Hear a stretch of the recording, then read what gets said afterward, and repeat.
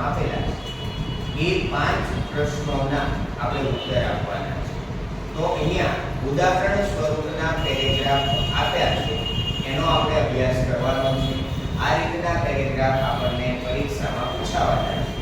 તો આપણે ભાષા ગુજરાતીનો પરિચય મેળવીએ તો એમાં ફકરો આપેલો છે ઉદાહરણ માટેનો. એક દિવસ બાપુના સાથીદાર સહયોગી શ્રી કોલમ ગાંધીજીના 13 વર્ષના પુત્ર મણીલાલને કાર્યાલયથી એક પુસ્તક એટલે કે ચોપડી લઈ આવવા માટે કહ્યું. ગાંધીજી છે એમના એક મિત્ર છે કોલમ.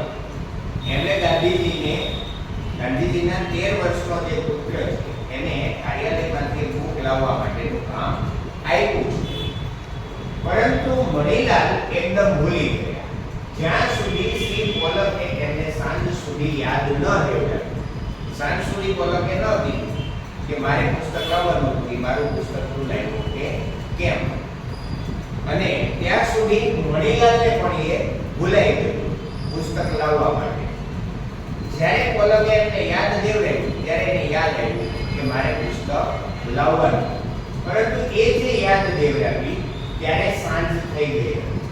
ગાંધીજીએ આના વિશે સાંભળ્યું. આની ખબર ગાંધીજીને પડી અને ગાંધીજીએ કહ્યું મણીલાલને કે બેટા, રાત અંધારી છે અને રસ્તો લાંબો અને સુનસાન છે. રાત અંધારી છે એટલે કે અંધારું છે વધારે પડતું રાતનો.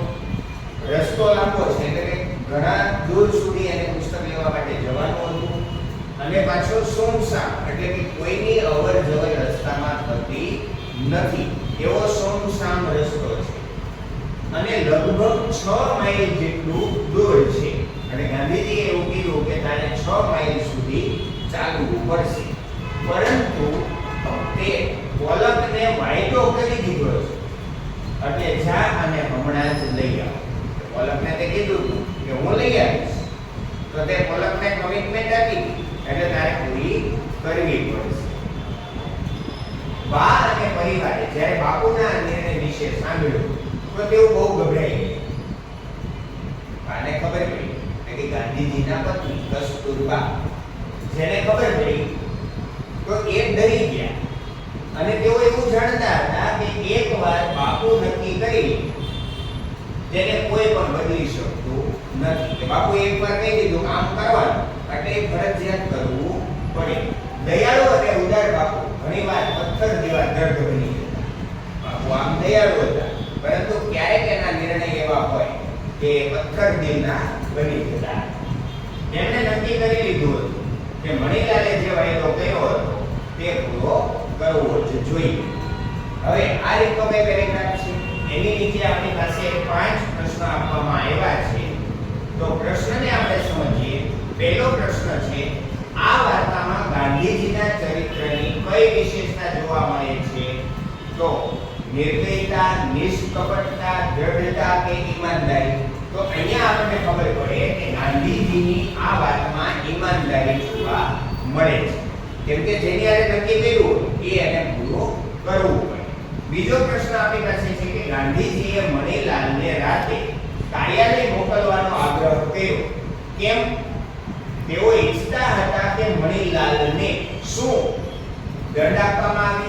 ના, એવું કશું નથી. સાહસિક બનાવવામાં આવે, ખૂબ પદયાત્રા કરાવવામાં આવે કે વાયદો પૂરું કરવાનું શીખવવામાં આવે? તો એના માટે એવું હતું કે કાંઈ પણ કોઈની સાથે જે વાયદો નક્કી કર્યો હોય એ વાયદો પૂરો કરવાનું શીખવવામાં આવે. એટલે કે એને સમયસર રેગ્યુલર જે કંઈ કામ કર્યું હોય કોઈની સાથે તો એ પૂરું કરવાનું શીખવવામાં આવે. ત્રીજો પ્રશ્ન છે આપણી પાસે, વાર્તામાં પહેલા શું થયું? પહેલા શું થયું વાર્તામાં? તો કે મણીલાલ પુસ્તક વિશે એકદમ ભૂલી ગયા. એવું હતું નહીં. ગાંધીજીએ મણીલાલને પુસ્તક લાવવાનું કહ્યું? પહેલા કીધું હતું? નહીં. કોલમે મણીલાલને પુસ્તક લાવવા માટે કહ્યું? તો હા, શરૂઆત કંઈક એવી હતી કે કોલમે કાર્યાલયથી મણીલાલને એક પુસ્તક લઈ આવવા માટે કહ્યું. આપણો જવાબ આવશે સી. અહીંયા સુધીના 3 પ્રશ્નો છે. એના પછીના પેજ ઉપર આપણી પાસે આવે છે ચોથો પ્રશ્ન. મણીલાલ શ્રી કોલમ માટે પુસ્તક નહીં લાવ્યા. કેમ ન લાવ્યા? તેઓ આળસુ હતા? એવું કશું જ ન હતું. તેઓ આજ્ઞાકારી ન હતા? એવું પણ ન હતું. તેઓ ભૂલી ગયા હતા કે તેમને મળી નહીં? તો કારણ છે કે તેઓ ભૂલી ગયા હતા, એટલા માટે એ લાવ્યા ન હતા.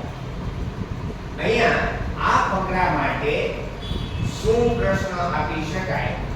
તો અહીંયા આપણે કીધું હતું કે આ ફકરાને આપણે એવું કહી શકીએ કે શ્રી પોલક છે એનાથી ક્ષમા માંગે એવું